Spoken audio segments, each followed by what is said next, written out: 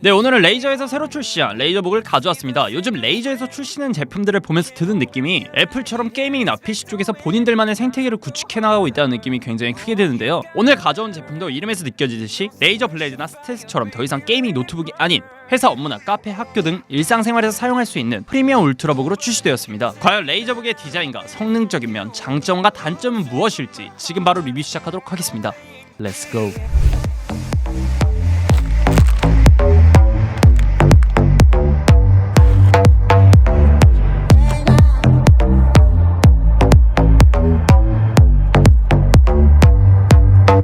먼저 제품의 외관을 살펴보면 머큐리 색상의 알루미늄 CNC로 뭔가 애플 같은 느낌도 들고 레이저 블레이드 스텔스와 비슷한 느낌도 듭니다. 이번에 디자인만큼은 정말 잘 뽑은 것 같아요. 지문도 묻지 않았고 무게는 두 가지가 있는데 FHD i5 논터치 제품이 1.34kg, FHD UHD i7 터치 패널 제품이 1.4kg입니다. 실제로 들었을 때도 막 그렇게 가볍다는 느낌은 들지 않지만 가방에 넣어서 이동 시 부담이 되는 무게는 아닙니다. 상단에는 레이저 로고가 있는데 아무래도 일상에서 사용을 해야 하다 보니 레이저 컬러인 초록색이나 RGB는 따로 넣지 않은 것 같아요. 이거는 굉장히 잘한 것 같은데 오히려 초록색이나 RGB를 넣었으면 어색하고 조금 촌스러워 보였을 수도 있을 것 같습니다. 우측에는 마이크로 SD 카드와 HDMI 포트, 썬더볼트 포트가 한 개 있고 좌측에는 3.5mm 오디오 잭과 USB-A 단자, 썬더볼트 포트가 한 개 있습니다. C타입 썬더볼트가 두 개나 있다는 점은 굉장히 칭찬할 만하고 요즘 노트북들의 3.5mm 오디오 잭을 없애는 추세인데 레이저는 본인들의 3.5mm 헤드폰이 많기 때문에 당분간은 이 포트를 계속 살려놓지 않을까 싶습니다. 한 가지 아쉬운 점은 랜 포트가 없다는 점인데 유선 랜 연결이 필요하신 분들은 시젠더 랜포트나 A타입 랜포트를 따로 구매해야 하는 불편함이 있습니다. 하파는 미끄럼 방지를 위한 고무 패드가 길게 두 개가 자리 잡고 있고 발열을 위한 통풍구가 좌우로 있습니다. 고무 패드가 길게 자리 잡고 있기 때문에 쿨링 패드 같은 곳에 대각선으로 뒀을 때도 쉽게 밀리진 않을 것 같습니다.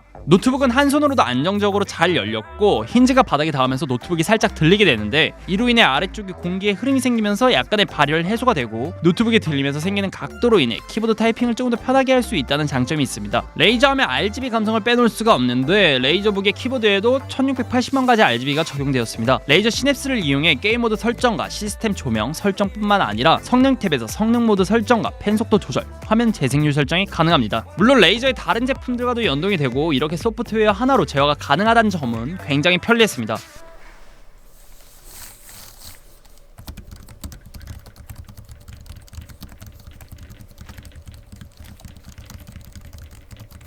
레이저의 기계식 키보드들은 게이밍에만 초점을 둬서 타이핑이 썩 좋다는 느낌을 받지는 못했지만 레이저북에 탑재된 키보드는 63G 클릭포스 스위치로 느낌은 구분감이 확실한 느낌을 줘서 굉장히 만족했습니다. 한 가지 아쉬운 점은 시프트는 기존에 비해 길어졌지만 백스페이스바는 여전히 짧아서 글씨를 지울 때마다 자꾸 플러스 버튼이 눌린다는 건데 이거는 조금 적응할 시간이 필요할 것 같아요. 하단에는 유리 표면에 터치패드가 자리 잡고 있는데 트랙패드의 정밀도는 지금까지 사용한 노트북 중에 가장 좋았고 클릭 시 소음도 크지 않고 묵직한 소리가 꽤 괜찮았습니다. 키보드의 양옆에는 스피커가 자리 잡고 있는데 THX 오디오를 통해 EQ 설정이 가능합니다.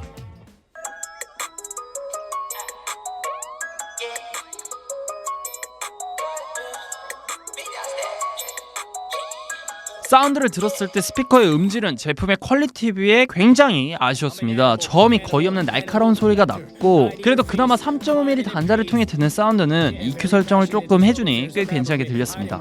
스피커는 정말 조금 아쉽네요. 다음으로 디스플레이입니다. 제가 대여한 제품은 UHD i7 터치 제품인데 13.4인치 디스플레이와 16대 9가 아닌 16대 10 화면 비율로 좌우뿐만 아니라 상하까지 베젤이 거의 없는 화면을 볼 수 있습니다. 마치 스마트폰을 보는 느낌이랄까? 작지만 꽉 찬 느낌이 굉장히 좋았습니다. 터치가 가능하기 때문에 고릴라 글라스 6가 적용되어 있고 실측정 결과 sRGB 100%, 어도비 RGB 84%, DCI-P3 86%가 나왔습니다. 프리미엄 노트북의 평균 DCI-P3 값이 85.5%인데 평균보다는 살짝 위의 값이 나왔고 최대 밝기는 418 칸델라로 야외에서 사용 시에도 부족함이 없이 사용이 가능합니다. 터치 기능도 굉장히 편리했지만 힌지가 고정이 완전하게 되어 있지 않아서 상단 부분을 터치할 때마다 화면이 덜덜거렸고 젠북처럼 완전히 접히지 않아서 조금 아쉬웠습니다. 그래도 4K의 IPS 패널을 탑재했기 때문에 178도의 넓은 시야각과 영상을 볼 때 눈호강만큼은 확실히 가능했습니다. 다음으로 성능입니다. 레이저북에는 총 3가지 버전이 있습니다. FHD 논터치 버전, FHD 터치 버전, UHD 터치 버전. 3가지 제품 모두 인텔의 IRIX Xe 내장형 그래픽카드가 탑재되어 있고 FHD의 제품은 없기 때문에 정확한 성능을 체크할 수는 없고 제가 가지고 있는 UHD 터치 제품으로 테스트를 진행해봤습니다. 먼저 전원을 연결하고 성능 우선 모드로 실행 시 R20 벤치 점수는 2823점, R23 멀티코어는 6066점, 싱글코어는 1525점이, CPU, ID 값은 평균 88도에서 34W 정도가 나왔고 파이어 스트라이크 그래픽스 코어 5555점이 나왔습니다. 전원을 연결하지 않고 배터리 사용, 균형, 기본 모드 점수입니다. R20 벤치 점수는 1528점, R23 멀티코어는 4641점, 싱글코어 1476점이 나왔고 3D마크 파이어 스트라이크 그래픽스 코어는 4731점이 나왔습니다. 전원을 사용하는 성능 우선 모드의 점수는 평균값보다 훨씬 더 높은 값이 나왔습니다. 경쟁 제품군이라 불리는 델의 XPS 13을 압도하는 값이고 파이어 스트라이크 또한 프리미엄 노트북의 평균값인 4153점을 훨씬 뛰어넘는 점수가 나왔습니다. 프레임의 경우 롤이나 간단한 게임의 성능을 낮음으로 해놓고 진행 시 60Hz 이상의 주사율이 나왔습니다. 펜 소음도 크지 않았고 발열의 경우 키보드 위쪽과 디스플레이 하단 부분에 약간의 발열이 느껴졌지만 뭐 그렇게 크다는 느낌은 받지 못했습니다. 이 정도면 타이거 레이크가 탑재된 윈도우 노트북 중에는 아마 가장 높은 점수가 아닐까 싶습니다.